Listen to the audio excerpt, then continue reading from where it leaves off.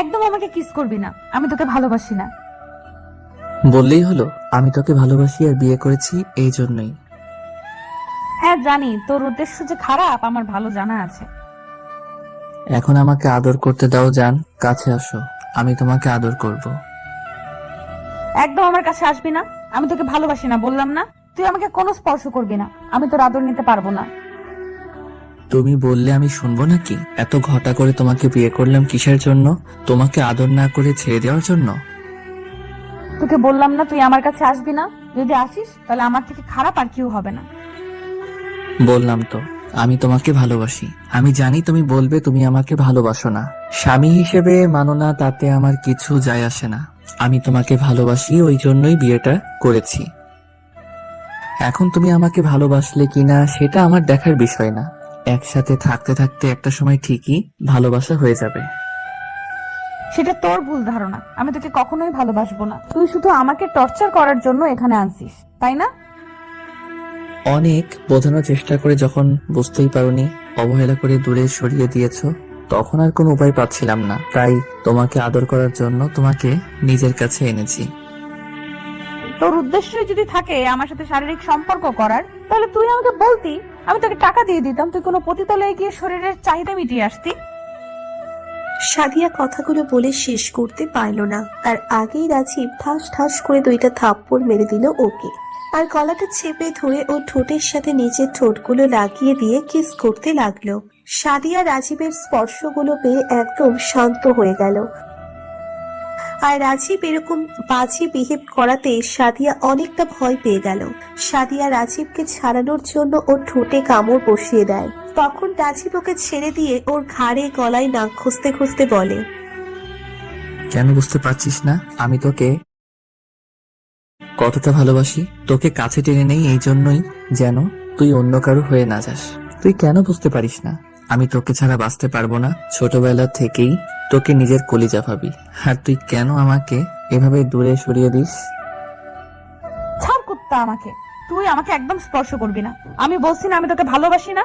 তোর মতো একটা বাজে ছেলেকে আমি কখনোই ভালোবাসবো না। কেন ভালোবাসবি না? আমি তোর জন্য কি যোগ্য না নাকি? আমাদের তো কিছু কম নেই। এখন আমি সমাজে প্রতিষ্ঠিত এমন না যে তোমার থেকে আমরা গরিব। আমি তোর পাশে দাঁড়ানোর যোগ্যতা রাখি না।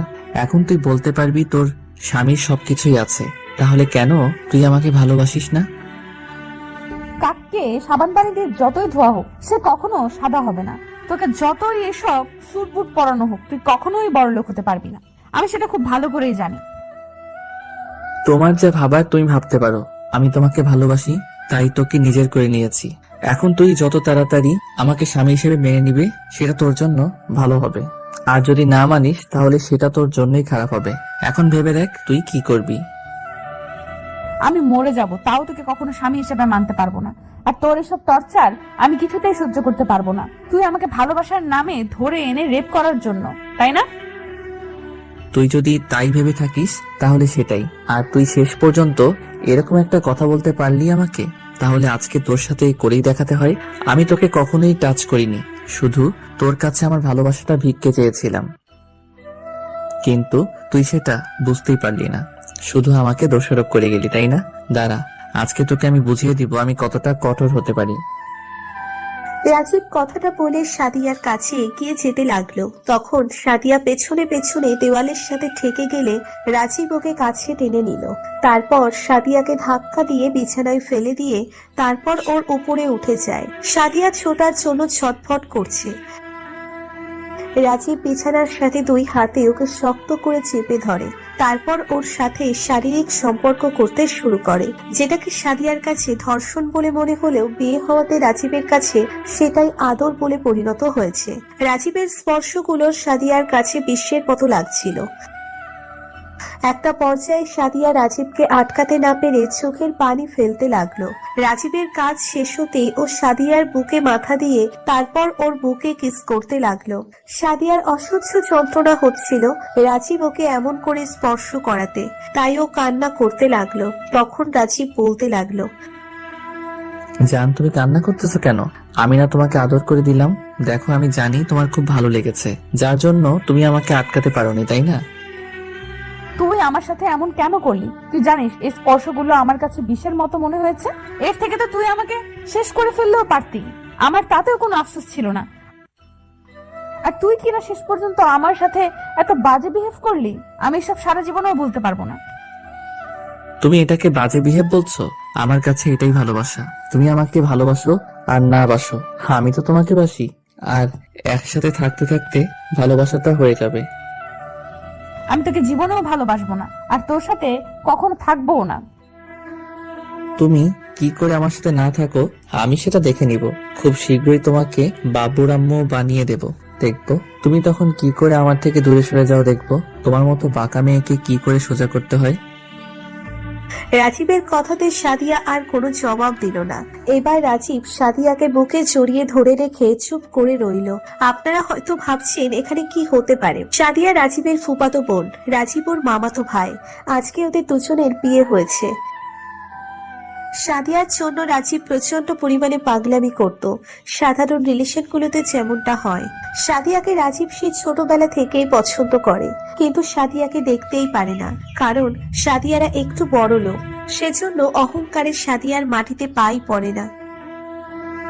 রাজীবের অবস্থা খুব খারাপ ছিল, কিন্তু যবে থেকে রাজীবের ভাইয়া একটা বিজনেস শুরু করেছে আর রাজীব ইঞ্জিনিয়ারিং কমপ্লিট করে একটা ভালো জব করছে, তখন থেকে ওদের অবস্থার পরিবর্তন হয়ে গেছে। তাই রাজীব সাদিয়াকে বিয়ে করার জন্য আব্বু আম্মুকে দিয়ে ওর বাসায় বিয়ের প্রস্তাব নিয়ে পাঠালে তখন সাদিয়া না বলে দেয়, আর রাজীবের আব্বু আম্মুকে অনেক কথা শোনায়, যার জন্য রাজীব পরিমাণে রেগে যায়। এর আগেই রাজীব সাদিয়াকে অনেক বোঝানোর চেষ্টা করেছে, কিন্তু সাদিয়া ততবারই ওকে অপমানের অবহেলা করে দূরে সরিয়ে দিয়েছে। রাজীবের তাতেও আফসোস ছিল না, কিন্তু শেষ পর্যায়ে যখন সাদিয়া আব্বু আম্মুকে কথা শোনালো তখন রাজীব প্রচন্ড পরিমাণে রেগে গেছিল। রাজীব সেদিন প্রচন্ড রেগে গিয়েছিল। তারপর ওর বন্ধুদের মাধ্যমে সাদিয়াকে জোর করে উঠিয়ে নিয়ে যায়। রাজীব সাদিয়াকে ভয় দেখিয়ে বিয়েটা করে নেয়।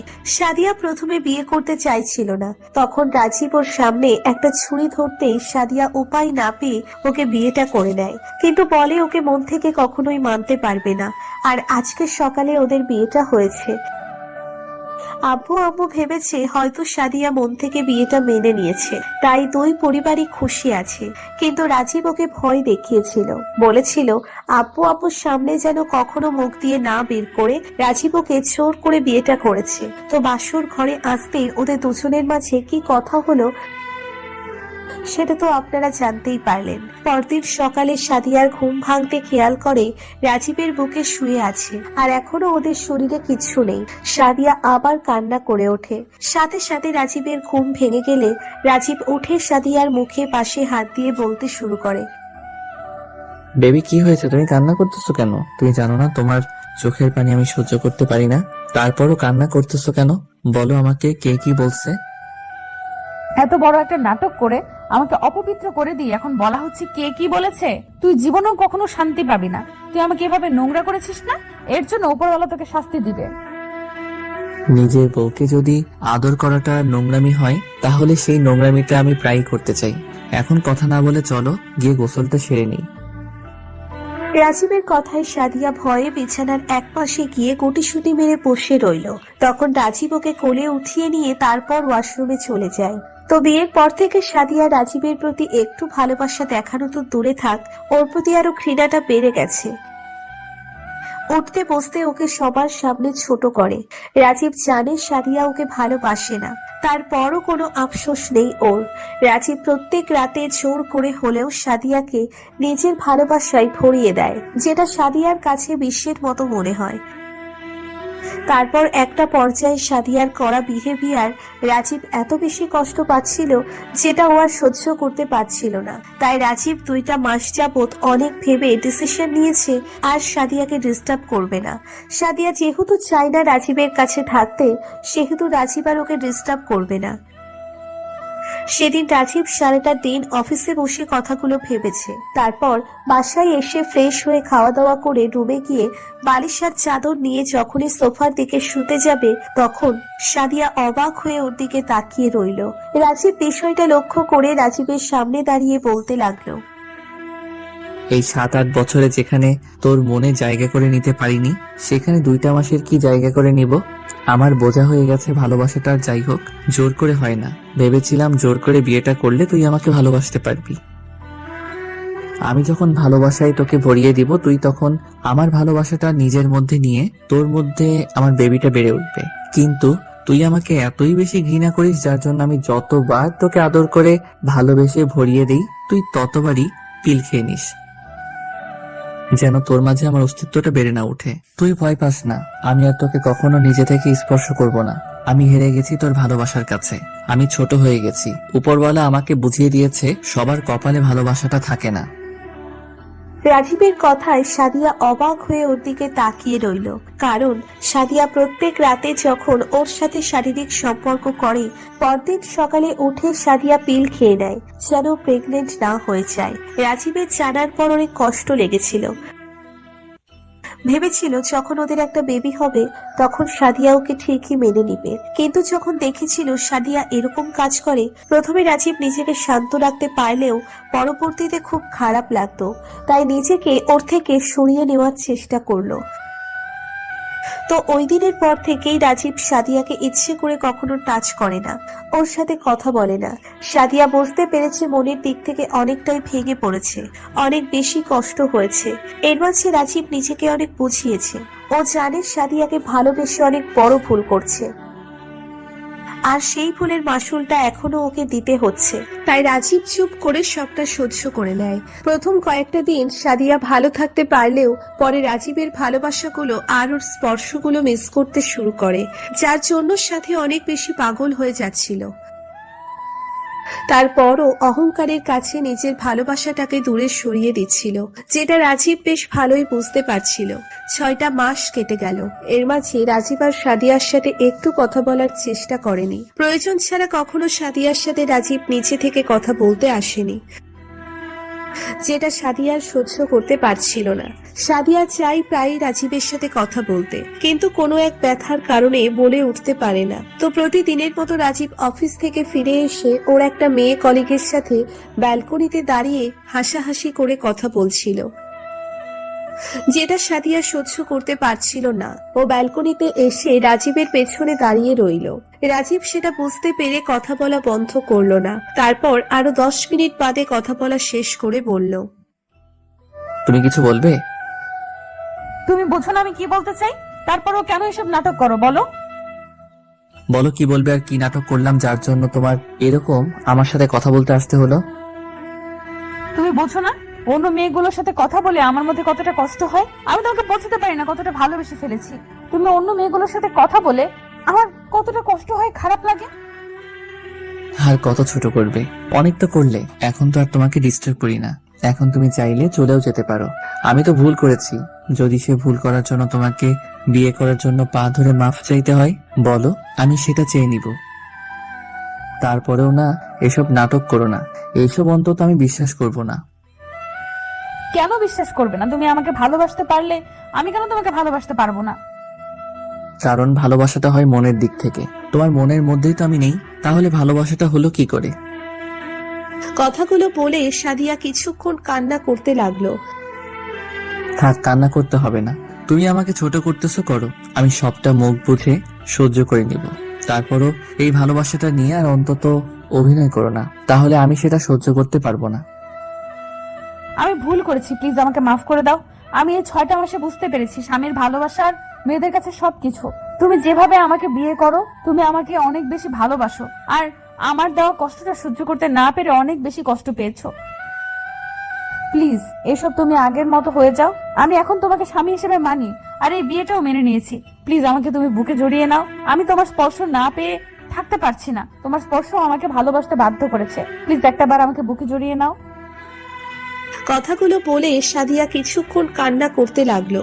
তখন রাজীব আর কোনো উপায় না পেয়ে ওকে আলতো করে জড়িয়ে ধরতেই সাদিয়া ওকে শক্ত করে জড়িয়ে ধরে বুকে মুখ গুছিয়ে দিয়ে কান্না করতে লাগলো। তখন আর বলল, এখনো রাগ করে থাকবে আমার উপর? কথা বলবে না আমার সাথে? কি বলবো? আমার বলার মতো আর কিছুই নেই। আমি তোমাকে বোঝাতে পারিনি, তাহলে আর কি বলে লাভ কি? ও তার মানে বিশ্বাস করো না আমি তোমাকে ভালোবাসি, তাই তো? আচ্ছা ঠিক আছে, আমি প্রমাণ দিয়ে দিব। খুব শীঘ্রই তোমার বাবুর আম্মু হয়ে দেখাবো। তাহলে তো তুমি বুঝতে পারবে আমি তোমাকে কতটা ভালোবাসি। হ্যাঁ, তাহলে আমি বিশ্বাস করব। তাহলে আর দেরি কেন? তুমি আমাকে আদর করো, আমি খুব শীঘ্রই তোমার বেবির আম্মু হব। রাজীব একটা মুচকি হাসি দিয়ে সাদিয়ার মুখটা তুলে নেয়। তারপর যা হবে সেটা না হয় ওদের মাঝেই থাক, আপনাদের আর এসব শুনতে হবে না। আর আমিও বলতে পারবো না, কারণ বলতে আমার শরম করে। আমাদের ভিডিওটি কেমন লেগেছে এটা কমেন্ট করে জানাতে ভুলবেন না। আর ভিডিওটি যদি ভালো লেগে থাকে তাহলে একটি লাইক করুন আর সাবস্ক্রাইব করে আমাদের পাশেই থাকুন। ধন্যবাদ সবাইকে আমাদের পাশে থাকার জন্য।